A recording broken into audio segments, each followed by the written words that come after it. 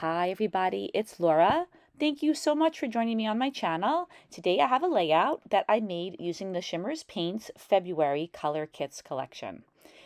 I'm going to have a big circle and I am going to layer some hexagons on top of it. Now I wanted the background of the circle to contrast with the hexagons, which I know are going to have white edges. So I thought that one way I could do that was to take one of the Shimmerz paints and paint in the circle. To do that, I used a Shimmerz called Mint Condition.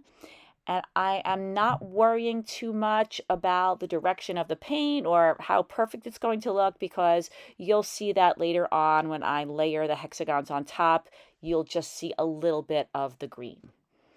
So I used some dies that I had in my stash and I cut out some hexagons from pattern paper. And now I'm using a couple of different colors of ink to ink the edges, and I'm matching the inks for the most part to the colors that are on the pattern papers. And you can see that I chose a lot of different pattern papers. I have 5 different patterns. And in case you would like to know, the colors of Distress Oxide I use are Bundled Sage, Fossilized Amber, and Victorian Velvet. And I think that inking the edges of the pattern papers adds a nice little subtle touch to the layout, especially on the hexagons that have a white background, because I'm going to be layering them on slightly larger white hexagons. And so inking the edges gives a little bit of contrast between the pattern paper hexagons and the white ones. And if you follow my channel, you may notice that I love to use hexagons. I make lots and lots of layouts with hexagons on them, but I found that it doesn't get boring because I use different size hexagons and I arrange them differently on the page, and I feel like there's so many different ways to use them that I really never get tired of them. So for each one of the pattern paper hexagons, I cut out a slightly larger white hexagon, and I'm just continuing to attach the 2 sizes of hexagons together. And when I first layer the shapes on top of my green background, it's going to look a little funky, but stick with me. I think that by the end, it'll look a little bit more polished. Right now, it looks a little funny. So earlier, I had mentioned that I wasn't too worried about making the green background perfect. You could see a lot of the brush strokes, and some areas are a little bit lighter and a little bit darker. But I think now you could see that since you only see a very little bit of the color between the hexagons, that none of that really matters. And to save paint, I could have planned this out a little bit better. I could have just drawn lines where the areas between the hexagons would have been, but I know myself and I know that I would have ended up wanting to move things around. So I decided that I was just going to paint in the whole area. But if you are better at planning, it would definitely make more sense to just add a little bit of color where it was necessary rather than cover the entire background with the green. But I just know myself and I know how I work, so I decided to just go ahead and cover the whole thing. So I placed the hexagons where I thought I would want them, and I might move things around a little bit, not too much, but a couple might jump around the page. And then once I feel like the hexagon is the right one in the right place, I go ahead and attach it down with some of my ATG adhesive. Some of the hexagons had to be cut in half so that they would fit on the page, and then others I left them whole even though only a small amount of them was showing. I cut out 2 large circles to layer on top of the shapes. So the one that has a slightly smaller opening is white, and then the one that has a slightly larger opening is one of the pattern papers from the kit, and I'm using some Distress Oxide and Fossilized Amber to ink the edge of the pattern paper circle. So now I'm attaching down the pattern paper circle to the white one, and then once I have those 2 attached together, I'm going to attach those on top of the hexagons. And now I think with the circles layered on top of the hexagons, the layout is starting to look a little bit more polished. I positioned my circles on top of my shapes, and now I'm going back in with just some really small pieces of hexagons.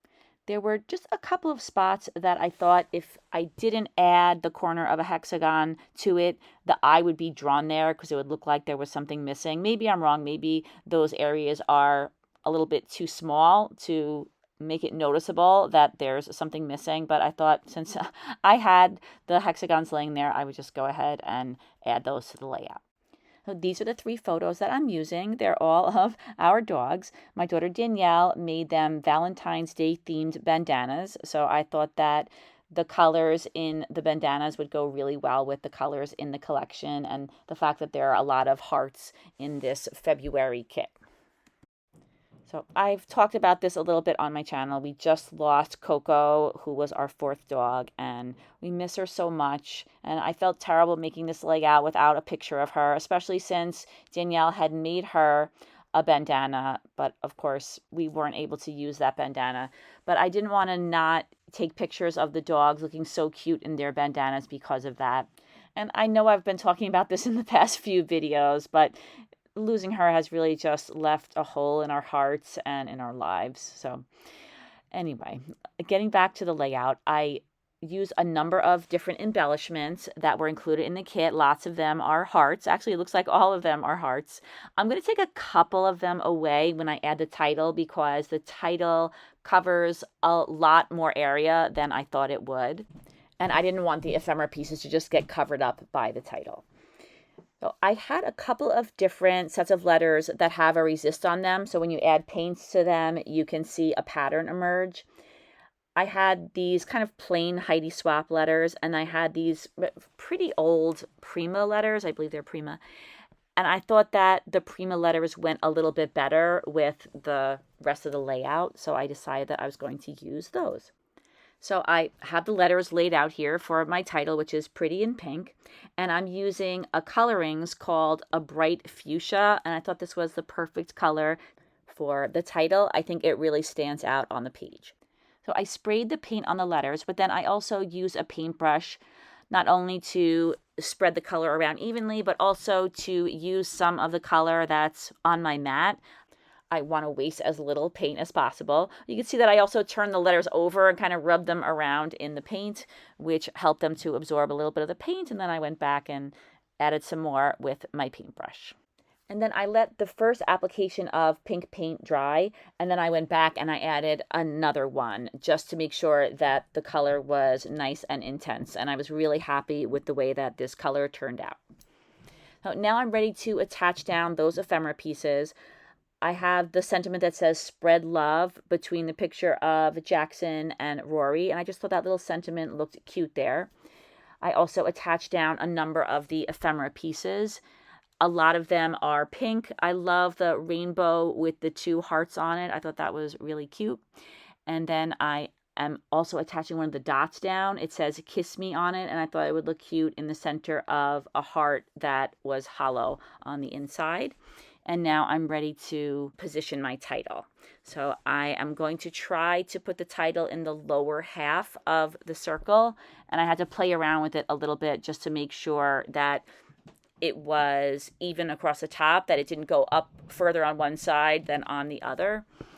And these letters have the backs that you can pull off, and there's a little bit of adhesive, but I added a little bit more adhesive because usually those letters don't stick too well. So you can see here I used my T-square just to make sure that I had the letters positioned the way I wanted them.